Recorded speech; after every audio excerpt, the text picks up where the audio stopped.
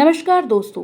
उपराष्ट्रपति जगदीप धनखड़ ने उच्च न्यायालय के एक न्यायाधीश के आवास से बड़े पैमाने पर नकदी की बरामदगी से जुड़े मामले में प्राथमिकी दर्ज न किए जाने पर बृहस्पतिवार को सवाल उठाया और कहा कि क्या कानून से परे एक श्रेणी को अभियोजन से छूट हासिल है।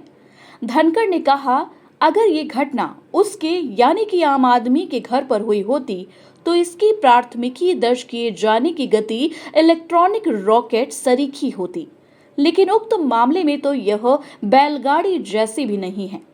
उपराष्ट्रपति ने कहा कि न्यायपालिका की स्वतंत्र जांच या पूछताछ के खिलाफ किसी तरीके का सुरक्षा कवच नहीं है।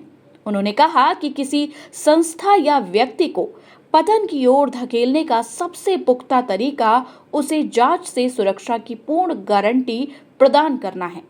उच्चतम न्यायालय ने 14 मार्च को होली की रात दिल्ली में न्यायमूर्ति यशवंत वर्मा के आवास पर लगी भीषण आग को बुझाने के दौरान वहां कथित तौर पर बड़े पैमाने पर नोटों की अधजली गड्डियां बरामद होने के मामले की आंतरिक जांच के आदेश दिए थे। इसके अलावा न्यायमूर्ति वर्मा को दिल्ली उच्च न्यायालय से वापस इलाहाबाद उच्च न्यायालय भेज दिया गया था। धनखड़ ने मामले की आंतरिक जांच के लिए गठित 3 न्यायाधीशों की समिति की कानूनी वैधता पर भी सवाल उठाया। उन्होंने कहा कि 3 न्यायाधीशों की समिति मामले की जांच कर रही है, लेकिन जांच कार्यपालिका का अधिकार क्षेत्र है, न्यायपालिका का नहीं। उपराष्ट्रपति ने दावा किया कि समिति का गठन संविधान या कानून के किसी प्रावधान के तहत नहीं किया गया है। उन्होंने कहा, और समिति क्या कर सकती है? समिति अधिक से अधिक सिफारिश कर सकती है। सिफारिश किससे और किस लिए? धनखड़ ने कहा, न्यायाधीशों के लिए हमारे पास जिस तरीके की व्यवस्था है उसके तहत अंततः एकमात्र कार्रवाई यानी कि न्यायाधीश को हटाना संसद द्वारा की जा सकती है। उन्होंने कहा कि समिति की रिपोर्ट का स्वाभाविक रूप से कोई कानूनी आधार नहीं होगा। उपराष्ट्रपति ने कहा, 1 महीने से ज्यादा समय बीत चुका है।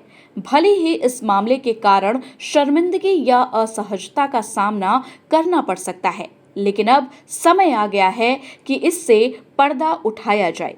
सारी सच्चाई सार्वजनिक मंच पर आने दे ताकि व्यवस्था को साफ किया जा सके। उन्होंने कहा कि 7 दिन तक किसी को इस घटनाक्रम के बारे में पता नहीं था। धनखड़ ने कहा, हमें खुद से कुछ सवाल पूछने होंगे। क्या देरी के लिए कोई सफाई दी जा सकती है? क्या यह माफी योग्य है? क्या इससे कुछ बुनियादी सवाल नहीं उठते? क्या किसी आम आदमी से जुड़े मामले में चीजें अलग होती हैं? उपराष्ट्रपति ने कहा कि शीर्ष अदालत की ओर से मामले की पुष्टि किए जाने के बाद यह स्पष्ट हो गया है कि इसकी जांच किए जाने की जरूरत है। उन्होंने कहा, अब राष्ट्र बेसब्री से इंतजार कर रहा है। राष्ट्र बेचैन है क्योंकि हमारी एक संस्था जिसे लोग हमेशा से सर्वोच्च सम्मान और आदर की दृष्टि से देखते आए हैं, वह अब कटघरे में खड़ी है। कानून के शासन की अहमियत पर जोर देते हुए धनखड़ ने कहा कि लोकतंत्र में आपराधिक न्याय प्रणाली की शुचिता ही उसकी दिशा निर्धारित करती है। उन्होंने कहा कि मामले में प्राथमिकी न दर्ज किए जाने के मद्देनजर फिलहाल कानून के तहत कोई जांच नहीं हो रही है। उपराष्ट्रपति ने कहा, यह देश का कानून है कि हर संज्ञेय अपराध की सूचना पुलिस को देना जरूरी है और ऐसा न करना एक अपराध है। इसलिए आप सभी को आश्चर्य हो रहा होगा कि कोई प्राथमिकी क्यों नहीं दर्ज की गई।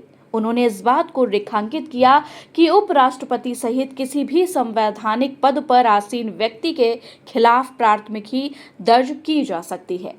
धनखड़ ने कहा, केवल कानून का शासन लागू किए जाने की जरूरत होती है, किसी अनुमति की आवश्यकता नहीं पड़ती। लेकिन अगर यह न्यायाधीशों उनकी श्रेणी का मामला है तो सीधे प्राथमिकी दर्ज नहीं की जा सकती।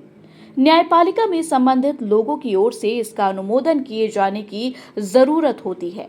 उपराष्ट्रपति ने इस बात पर जोर दिया कि संविधान में केवल राष्ट्रपति और राज्यपालों को ही अभियोजन से छूट प्रदान की गई है।